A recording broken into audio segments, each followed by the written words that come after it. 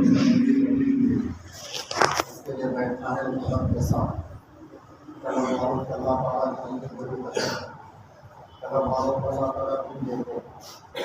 کلموں سے اللہ تعالیٰ دینی نعمتیں بھی چھین لیتے۔ اس کے لا اکراہ فی الدین کے تشریح کے اندر میں بعض علماء کا فرمانا ہے کہ اس کا مطلب یہ کہ دین میں زبردستی نہیں ہے، لیکن جو معاملے علماء ہے ان کا یہ فرمانا ہے لا اکراہ فی الدین کا معنی یہ ہے کہ جو کراہیت کرے گا دین سے اللہ تعالیٰ کبھی اس کو دین نہیں دے گی۔ طلب کرنے والوں کو دین ملتا ہے، زمین طلب کرتی ہے تو بارش برستی ہے، زمین کی طلب بادلوں میں سے بارش کو برسانے کا ذریعہ ہے، انسانوں کی طلب ہوتی ہے اللہ تعالیٰ دین سے نوازنے کے فیصلے فرماتے ہیں کہ جن کے اندر سچی طلب ہے، سچی طلب ہے، اللہ نے اتنا نوازا کہ سلمان فارسی رضی اللہ تعالیٰ عنہ کے بارے میں رسول اللہ صلی اللہ علیہ وسلم نے ارشاد فرمایا میرے امت میں بعض لوگ ایسے ہیں اگر انہیں پتہ چلے کہ دین سریا پر ملتا ہے تو کیا یہ سریا سے جا کر کے دین لے کر آئیں۔ ان کی سچی طلب نے ان کو اتنا بلند مقام دے دیا، اس کے لیے جو جتنی طلب کے ساتھ چلے گا اللہ تعالیٰ اتنا اس سے کام لینے کے فیصلے فرمایا۔ سچی طلب ہو، سچی طلب ہو، سچے فکر کے ساتھ اگر آدمی کام کرے گا اور سچے فکر کے ساتھ اس دین کی عالی محنت کے ساتھ جڑا رہے گا اللہ تعالیٰ اس سے وہ کام لیں گے۔ اور اجازت رحمۃ اللہ علیہ کا فرمانا ہے جو کام اللہ تعالیٰ نے نبیوں سے لیا تھا، عیسیٰ علیہ السلام کا زمانہ ہے، عیسیٰ علیہ السلام نے اپنے حواریوں کی تشکیل کی، مختلف ملکوں میں جماعتوں کا بھیجنا طے ہوا کہ یہ جماعتیں فلاں ملکوں کے اندر میں جائیں گی۔ ٹیک لگانے والے پورا نوجوان ٹیک لگا کے جب تھارڈ بیٹھ گئے آگے آ گیا سڑکوں سامنے لگا منہ تو تھوڑی جگہ سامنے نظر ہے اس کو پور کر کے بیٹھو۔ عیسیٰ علیہ السلام نے اپنے حواریوں کی تشکیل کی مختلف ممالک کے لیے، جن حواریوں کا جن ملکوں میں جانا طے ہوا وہ اس ملک کی زبان جانتے نہیں تھے اور وہ پریشان ہو گئے کہ وہاں جا کر کے کیا کام کریں گے، لیکن یقینی بات ہے کہ کام لینے والی ذات اللہ کی ہے، اللہ دیتے ہیں۔ اللہ تعالیٰ کام لینے کے اندر میں کمزور بندوں کو استعمال کرتے ہیں۔ انبیاء علیہ السلام دنیا کے اندر میں آئے، اللہ تعالیٰ نے ہدایت کا پیغمبر بنا کر کے بھیجا، لیکن اللہ نے اسباب سے ایسا خالی کر کے بھیجا اپنے ذات کا تعارف کرانے کے لیے کہ ان سے نہیں ہو رہا ہے بلکہ کرنے والی ذات اللہ کی ہے۔ ان کے پیچھے ایک زبردست طاقت ہے جو ان کے تائید میں استعمال ہو رہی ہے تاکہ وہ طاقت کا نام اللہ ہے، طاقت کا نام اللہ ہے، اس طاقت کا نام اللہ ہے۔ تو عیسیٰ علیہ السلام نے اپنے حواریوں کی تشکیل کی ملکوں کے لیے، تو حواری کہنے لگے عیسیٰ علیہ السلام سے آ کر کے کہ یا نبی اللہ جس ملک میں آپ نے ہمارا جانا طے کیا ہے ہم اس کی ملک کی زبان جانتے نہیں، جا کے کیا کریں گے؟ تو اللہ سے مانگو، اللہ تعالیٰ تم سے کام لے لیں گے۔ تو جن حوارین کا جن ملکوں میں جانا طے ہوا وہ حوارین بے چینی کے عالم میں سونے کے لیے جب لیٹے تو بے چینی اور فکر کے اندر میں ان کو نیند نہیں آ رہی ہے، فکر مند کروٹیں بدل رہے۔ ان کے اندر کی ایسی فکر تھی کہ جس علاقے میں ہم کو بھیجا جا رہا ہے اس علاقے میں اللہ کے دین کو سرسبز و شاداب کرنا ہے، اللہ کے کلمے کو بلند کرنا ہے۔ یہ فکر کے اندر میں رات بھر نیند نہیں آئی، کروٹیں بدلتے رہے۔ جب یہ صبح اٹھے تو اٹھنے کے بعد اللہ تعالیٰ نے جن لوگوں کا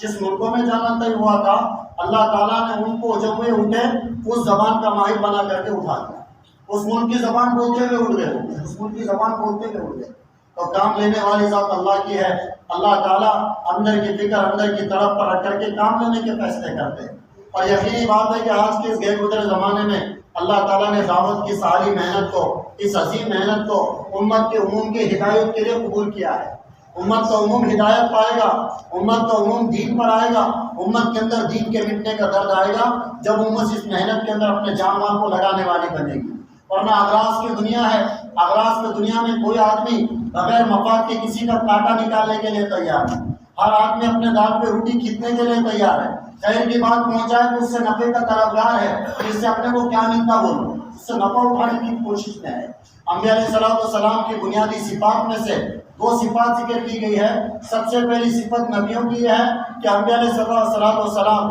بے طلب بندوں میں جا کر کے دین کا کام کرتے ہیں، کہ جو بیزار ہے، جن کے اندر میں کوئی دینی طلب نہیں ہے، کوئی دینی فکر نہیں ہے، ان میں جا کر کے دین کا کام کرنا یہ نبیوں کی سب سے بڑی شان ہے۔ اور انبیاء علیہ السلام کی دوسری شان میں بتائی گئی کہ انبیاء علیہ السلام بلا کسی اجرت کے دین کا کام کرتے ہیں۔ وہ کہتے ہیں لا یسألکم علیہ اجرا، اور ہم کو تم سے تو کچھ بھی نہیں چاہیے، نہ تمہارا تھینک یو چاہیے، نہ تمہارا دھنیہ واد چاہیے، نہ تمہارا نہیں مانگنا پڑے گا بہت بڑا اجتماع کریں کہ ہم کو تمہارا کچھ نہیں چاہیے، ہم کو تو جو بھی لینا ہے ہم اپنے اللہ کے ساتھ سے لیں گے۔ اللہ کے ذات سے نہیں۔ اس کے انبیاء علیہ السلام کی بنیادی صفات بتائی گئی کہ بے طلب بندوں میں بے غرض ہو کر کے جاتے ہیں، اور جب کسی کو دین کا کام اور جب کسی کو دین کی بات سمجھاتے ہیں بتاتے ہیں تو ان سے کسی قسم کے نفع کی امید نہیں لگاتے ہیں، ان سے کسی قسم کی اجرت کے طلبگار نہیں رہتے ہیں، بلکہ وہ یہ کہتے ہیں کہ ہماری محنت کا بدلہ وہ تو اللہ کے ذمہ واجب ہے، اللہ تعالیٰ ہماری محنت کا بدلہ ہم کو دیں گے۔ اس سے اس امت کی مثال اور دین کی دعوت کے کام کی مثال اللہ کے رسول بادل کے پانی سے دے رہے ہیں۔ مَثَلُ مَا بَعَثَنِيَ اللَّهُ مِنَ الْعِلْمِ وَالْهُدَىٰ كَمَثَلِ غَيْثٍ كَثِيرٍ، تاکہ جس علم ہدایت کے ساتھ اللہ تعالیٰ نے میری بعثت فرمائی ہے تو اس علم ہدایت کی مثال تو بارش کے وہ پانی سے دی جا رہی ہے، بارش کا وہ پانی جو بادل سے برس رہا ہے۔ اللہ کے رسول اپنے علم ہدایت کی مثال اس سے دے رہے ہیں کہ پانی برستا ہے تو مردار زمین زندہ ہوتی ہے۔ جب دین کی محنتیں ہوتی ہے اور دین کی محنت کی ایک سب سے بڑی کڑی وہ عمومی اجتماعات ہے۔ عمومی اجتماعات ایک ایسی کڑی ہے دعوت کی محنت کی جس کا کوئی بدل نہیں ہے۔ امت کا عموم دین کے قریب آئے گا کیسے؟ تاکہ یہ اجتماعات ہے، اجتماعات خیر کے بازار ہے، ہدایت کے بازار ہے۔ ایک ایک اجتماع سے کیا خیر وجود میں آتا ہے، آ کر بیٹھنے والے نے کیا سنا، سننے کے بعد اس کی زندگی میں کیا بدلاؤ آیا، تو ہم اس کا اندازہ نہیں لگا سکتے۔ ایک بہت بڑے مسلم اسکالر جن کا ذہن آسمانوں پہ چلا کرتا تھا تو وہ دعوت کے کام سے جڑ گئے اور انہوں نے کہا صرف بھوپال کے اجتماع میں نے شرکت کی، اجتماع میں شرکت کرنے کے بعد خالی وہاں کا میں نے مینجمنٹ دیکھا، میں نے وہاں کے بیانات سنے لیکن سمجھنے کی کوشش نہیں کی، سارے بیانات میرے سر کے اوپر سے جا رہے تھے، لیکن کہا وہاں کا مینجمنٹ مجھے اتنا پسند آیا اور وہاں کے لوگوں کا جذبہ پسند آیا، اور کہا میں نے ایک لڑکے کو دیکھا کہ جو رات کے اندھیرے میں بیت الخلاء کے پاس خدمت کر رہا ہے، دستی باندھی ہوئی سر کے اوپر، سادے کپڑے پہنے ہوئے ہیں، اور جب میں بیت الخلاء جانے کے لیے آگے بڑھا تو اس نے بولا نہیں تم تھوڑا یہاں رکو، میں بیت الخلاء صاف کرتا ہوں۔ بیت الخلاء صاف کر کے مجھے بیت الخلاء میں بٹھایا اور کہنے لگا شہزادان کچھ ضرورت ہو تو بولو، میں جو تو ابھی یہاں پر آپ باہر آپ کی خدمت کے لیے کھڑے والا ہوں۔ وہ کہتے ہیں کہ جب میں بیت الخلاء میں گیا تو میں نے دیکھا پورا چکر سے بھرا ہوا بیت الخلاء تھا، اس نوجوان نے اپنے ہاتھ سے پورا بیت الخلاء دھویا، پورا صاف کیا، اس نے بیت الخلاء سے فارغ ہونے کے لیے میرے لیے پانی رکھا۔ جیسے میں ناڑا کھول کے بیٹھا اللہ نے میرے دماغ کے ناڑے کھول دیے اور میں یہ سوچنے پر مجبور ہوا میرے 6 بیٹے ہیں، ایک بیٹے نے بھی میرے لیے دسترخوان پہ آج تک پانی نہیں رکھا، اور یہ نوجوان جس کو میں جانتا نہیں پہچانتا نہیں میرے لیے بیت الخلاء میں پانی رکھ رہا ہے۔ آخر کون سی طاقت ہے جس نے یہ نوجوان کو یہ کام کرنے پر آمادہ کیا ہے؟ آخر کون سا کام ہے جو نوجوانوں کو وہ جذبہ دلاتا ہے؟ کھیلنے کودنے کے دن ہے اور یہ بیت الخلاء صاف کر کے خدمت کے لیے تیار کھڑے رہے رات کے اندھیرے میں، کوئی دیکھنا نہیں، واہ نہیں، میں تو لگا دیکھ رہا تھا واٹس ایپ کے اوپر سوشل میڈیا آنا تھا مجرا، کوئی دیکھنا نہیں، کوئی لائکس مل رہے نہیں، کوئی دیکھنے کے لیے تیار نہیں۔ رات اندھیری ہے اور بارش برسی بھی ہے، بجلی اب چمک رہی ہے، اور اس رات کے اندر وہ نوجوان صرف اللہ کے لیے خدمت کے جذبے کے لیے کھڑا ہوا، خدمت کے لیے کھڑا ہوا۔ وہ کہتے ہیں کہ میں بیت الخلاء میں بیٹھا اور میں بیت الخلاء سے فارغ ہو رہا تھا، مجھے ایسا لگ رہا تھا کہ میرے پیٹ کے اندر کی گندگی نہیں کر رہی